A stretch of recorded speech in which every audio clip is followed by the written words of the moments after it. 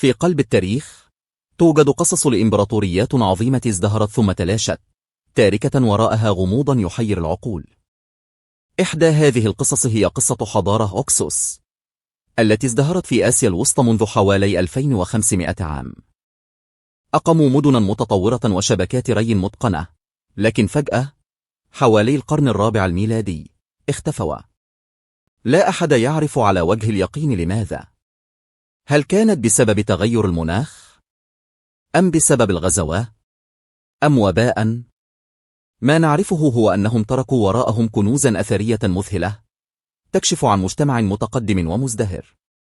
لكن اللغز الأكبر يبقى: لماذا اختفوا فجأة؟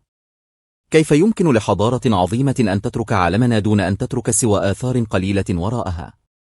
هذه الأسئلة تبقى مفتوحة، تحثنا على مواصلة البحث والتنقيب، على أمل كشف أسرار هذه الإمبراطورية المفقودة، وربما نتعلم دروسا قيمة من مصيرهم.